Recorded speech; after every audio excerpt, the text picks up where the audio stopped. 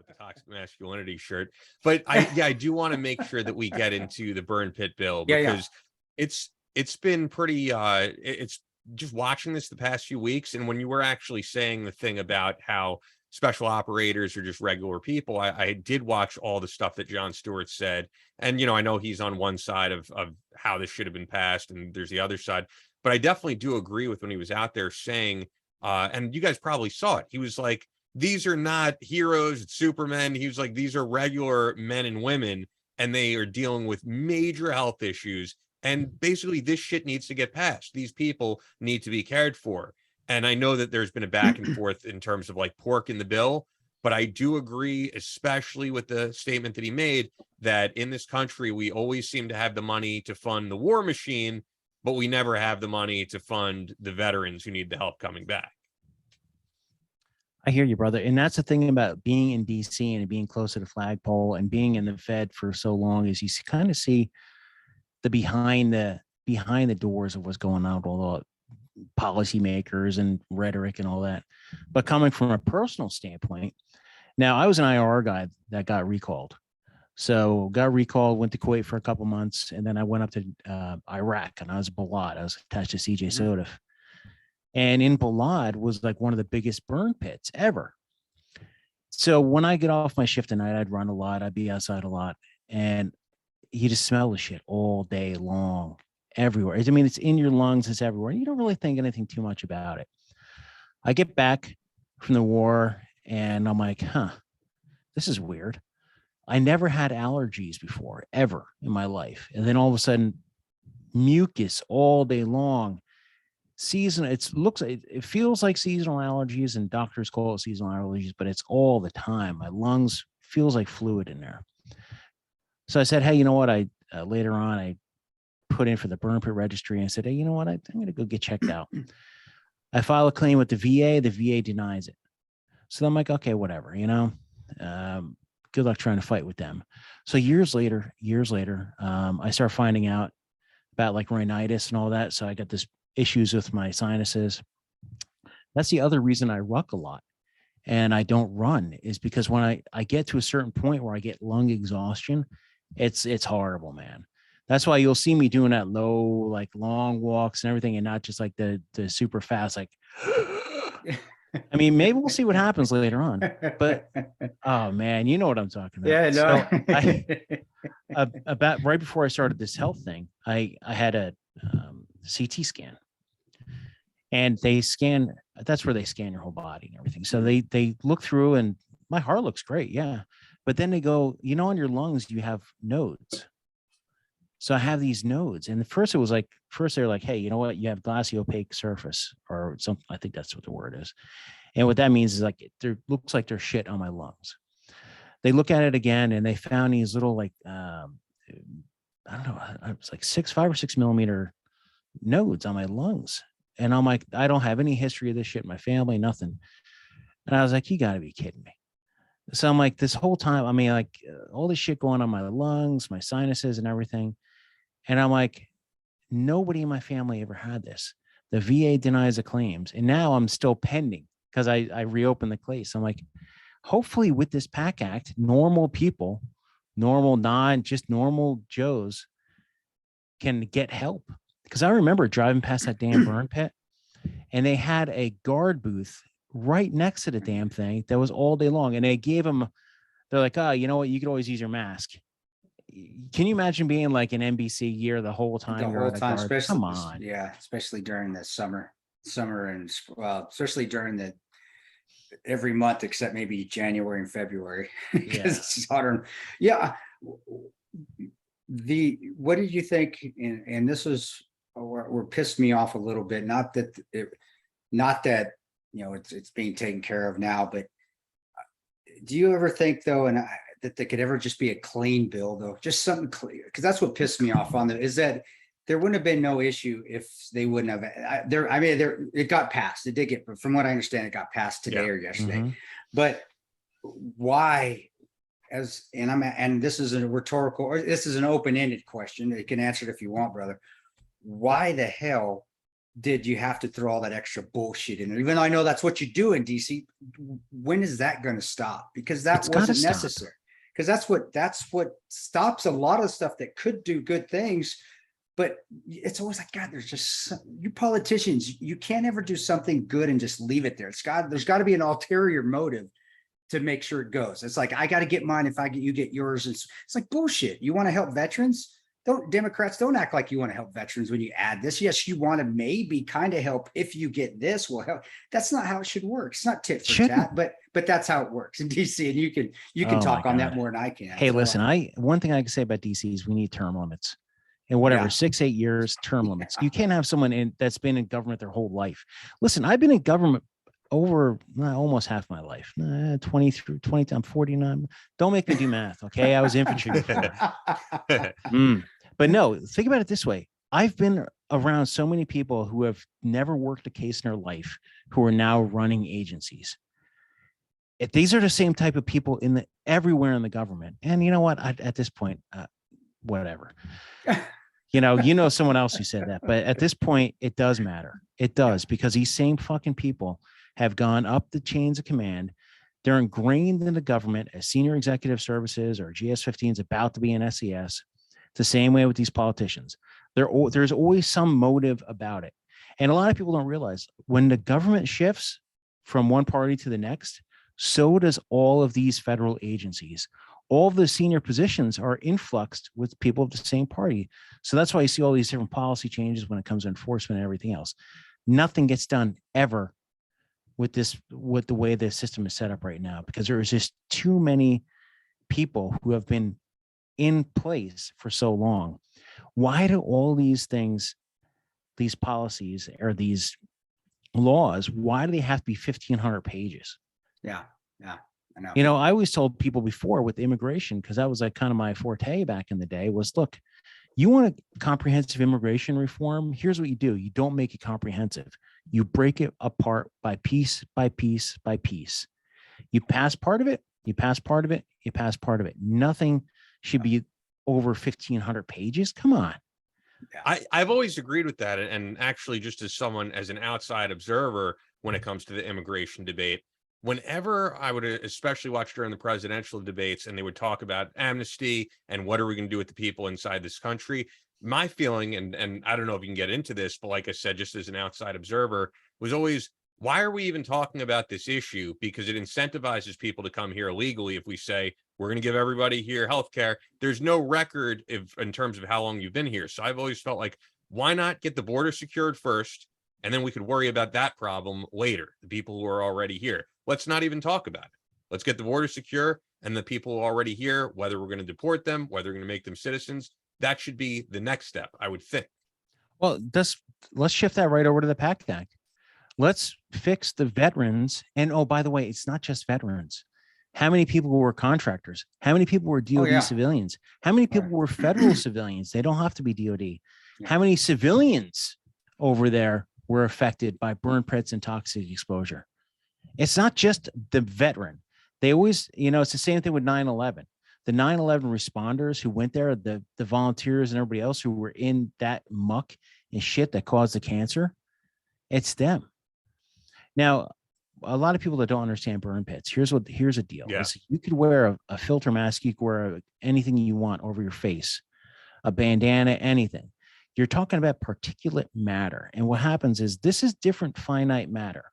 When you have a burn pit, it's exactly what that is. You're burning refuse, you're burning medical waste, you're burning anything.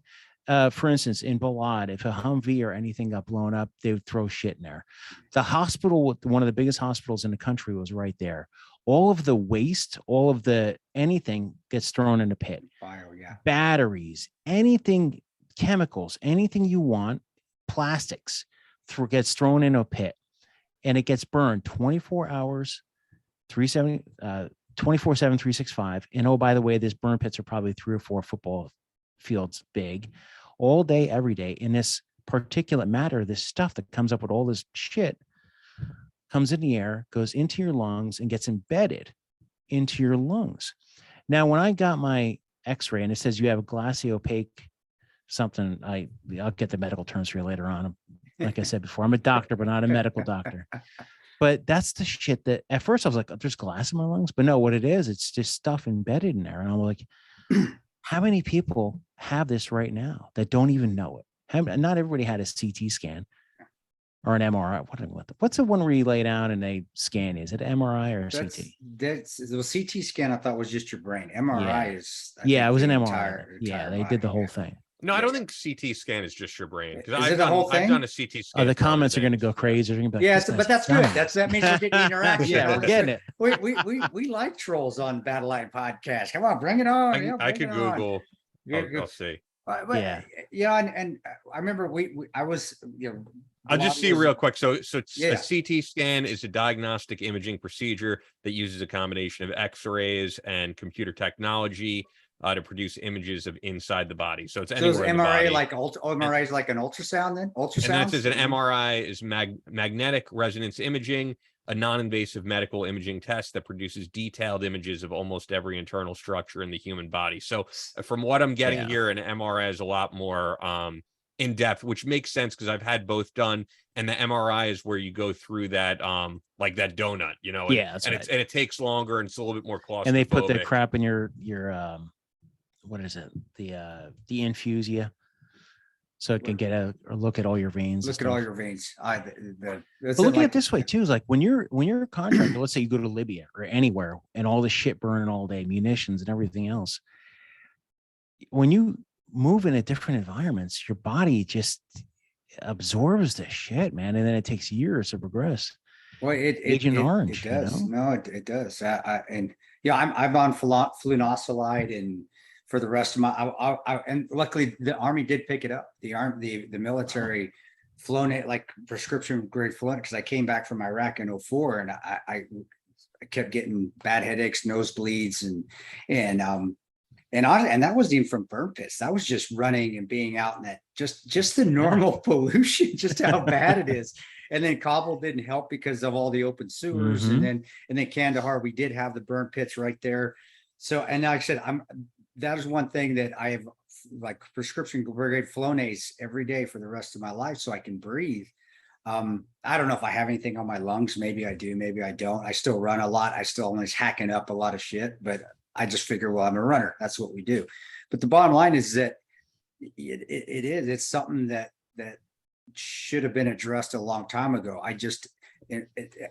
Going the other direction, it just needs to be taken care of on its own. It doesn't need all the other bullshit that's behind it, and it doesn't need to be used for some political ploy. You're going to take care of us, then take care of us and be humble about it. But that's never going to happen. I know that's never going to happen. That's like it's not. But that's how it needs to be done. But I want to. But at least it passed. At least it has passed. I mean, I on the positive spin of things. But my viewpoint on this shit getting passed is this: I should be able to look on a screen and know exactly what a Pact Act is, besides just what the acronym is.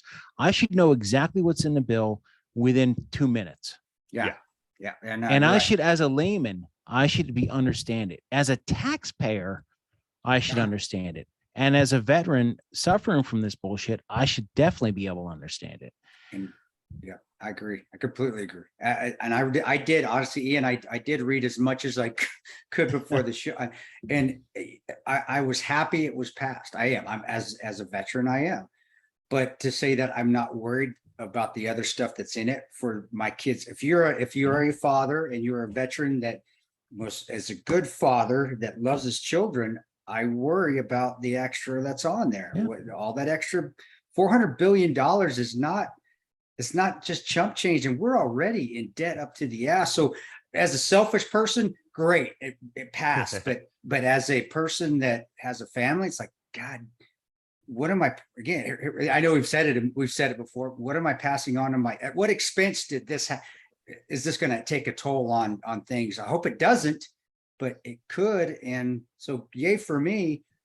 Not so yay for my kids. That's how I saw. But it's also like these like money, 400 billion. It's completely unfathomable. I can't even imagine like what that is. And the fact is, it's like this isn't like a one-time thing that we're spending hundreds of billions. I know we've spent hundreds of billions in Ukraine, and they've said it's completely unlimited how much we're going to spend. And then on top of that, we have all the pandemic spending, all the basically unintended losses in terms of shutting down businesses. Yeah. So this is, if I had to guess, this is probably like a drop in the bucket. But at the same time, man, like, yeah, when you calculate all of this, I can't comprehend what it means, what hundreds of billions of dollars really means. And Jason, yeah, what's your view on it? Just as not just from a personal standpoint that, yeah, you know, you're going to get, and that's great. And I get disability. I'm very happy. I do. I feel it's deserved. But, you know, I also feel that, man, at what cost are we getting this passed? No, I am with you. My focus since I've been in the Fed for so long has changed from when I was in the beginning. In the beginning, we'd be like, oh, we're going to get new gear. We get a clothing allowance. We get this, we get that. As I started paying a shit ton of taxes for everything, I go to myself, I'm like, where is this tax money going? And I'm very hawkish now when it comes to that stuff. I'm like, look, we need limited government. I absolutely. When people say, hey, I'm going on travel, why are you going on travel? What can it be done on a Zoom meeting? Do you need to go to another country? Do you need to go to another state? Can this be done locally? Because think about how many, and we're talking about Carlson Wagonlit type travel here. You know what I mean? For everybody that's been in the military understands that when you're buying a ticket home in the government or like in the military, you're paying for a $50 ticket on Spirit Air is $2,000. Yeah. But think about federal travel alone. Think about government vehicles. When I was working at the headquarters over at ICE, every senior manager, every SES had a take-home car. They're like, well, we got to respond. I'm like, do you have a phone? Are you really going to respond like 911? If you need to go to a skiff, can't you just find that extra 5 minutes is going to take you? You're not going to run code to get to a skiff. You could drive your POV and do a local voucher. It's the same, but this is all, that's the micro level. Now take all these micro level type activities like government vehicles and this and that and everything. By the way, we're going to go green. So now if you get a government vehicle, maybe we'll put an electric charging station in your house. I don't know if that's happening, but can you imagine? But think about how many billions of dollars we spend on bullshit. Yeah. And then, you know, with this passage of the Pact Act, how much of that is going to go directly to the vet and caregivers? Yeah. And caregivers, because that's the other thing. And how much is going to go to some PACT type activity? So let's say you have a PACT. Everybody has a PACT. That's the political action committees. Political action committee. Yep. Yeah. Or everybody has something. And when we're talking about pork, that's where this money goes. It goes out to different organizations, different things, different projects and states. Yeah, usually goes to like different bridges, different, you know, everybody has these projects they want to work on so they can go back to their congressional district and say, I built this bridge, I got this done, you know. So I don't know, man. It's gonna $400 billion. It's all this other billions of dollars too that I'm worried about. It's the war machine is now like, can you imagine? The war machine is up and running again. You don't think that Nancy Pelosi flying over to Taiwan and Taiwan doing this or that and everything didn't influx another 50 or 60 million dollars or billion or whatever.